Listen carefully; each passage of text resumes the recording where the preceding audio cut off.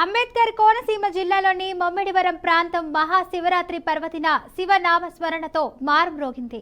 మురముళ్లలో భద్రకాళి సమేత వీరేశ్వర స్వామి ఆలయం, కాట్రేని కోనలో పార్వతీ సమేత కుండలేశ్వర స్వామి ఆలయాలకు మహాశివుని దర్శనం కోసం భక్తులు భారీగా తరలివచ్చారు.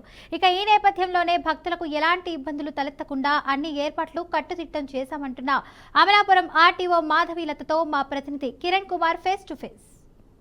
అంబేద్కర్ కోనసీమ జిల్లా కాట్రేని కోన మండలం కుండలేశ్వరం గ్రామంలో వేయించేస్తున్న ప్రముఖ శైవ క్షేత్రాల్లో ఒకటైనటువంటి కుండలేశ్వర ఆలయంలో మనం ప్రస్తుతం ఉన్నాము. ఇక్కడ ఈ జిల్లా అంతా హరహర మహాదేవ శంభో శంకర అంటూ ఈ జిల్లా అంతా మారుమోగుతుంది.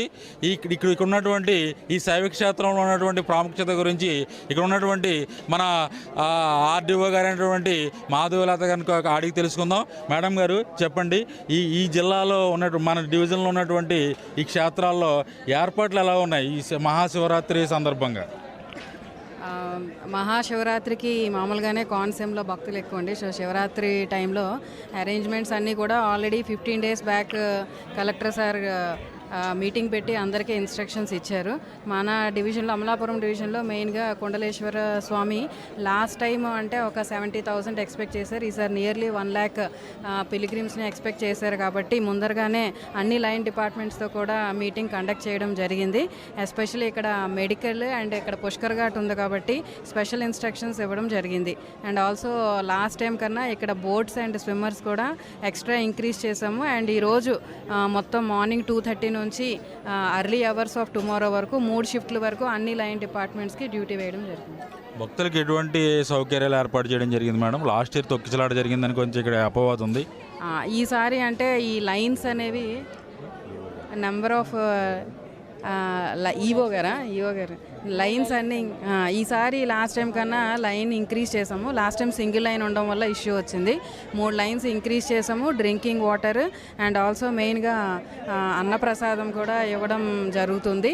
ఘాట్ దగ్గర కూడా దాతల సహాయం తీసుకొని ఈసారి ఇంకొంచెం శానిటేషన్ అవి కూడా ఇంప్రూవ్ చేసాం. Last time permanent mobile toilets కానీ చేంజింగ్ రూమ్స్ కానీ ఇవన్నీ లేవు. సో ఇవన్నీ కూడా లాస్ట్ టైం కన్నా ఈసారి అన్నీ ఇంప్రూవ్ చేయడం జరిగింది.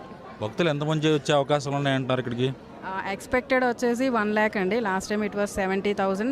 బట్ అంటే ఈ కార్తీక మాసంకి నియర్లీ 70,000 వచ్చారు. సో అందుకని ఈసారి ఈ free bus service and also ఈ అదర్ ఫెసిలిటీస్ ఉన్నాయని చెప్పి వీఆర్ ఎక్స్పెక్టింగ్ 1 lakh. ఓకే, ఇది ఇక్కడ పరిస్థితి.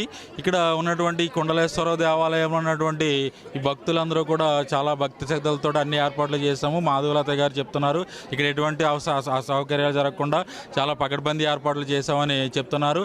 ఎందుకంటే ఇక్కడ మనకి ప్రముఖ ప్రవచనవేత్త అయినటువంటి సాగంటి కోటేశ్వరరావు గారు ఇచ్చినటువంటి ఇది చిన్న కాశీగా పేరొందినటువంటి ఇది ఇక్కడ మనం ఇక్కడ ఒక్కసారి ఇక్కడ ధరించుకుంటే ఎట్టి పరిస్థితుల్లోనూ పెద్ద కాశీకి వెళ్ళవసరం లేదు, ఇక్కడే పుణ్యం జరుగుతుంది అన్నప్పుడు అక్కడ నుంచి ఇక్కడ విపరీతమైనటువంటి క్రౌడ్ ఏర్పడడం జరుగుతుంది. ఏదేమైనటువంటి ఇక్కడ ఉన్నటువంటి ఈవో గారు కావచ్చు, మండల డివిజన్ ఎగ్జిక్యూటివ్ గారు కావచ్చు, అందరూ కూడా పకడ్బందీ ఏర్పాట్లు చేయడం జరిగింది. కెమెరామెన్ సూర్యతో కిరణ్ కుమార్, BRK న్యూస్, అంబేద్కర్ కోనసీమ జిల్లా నుంచి.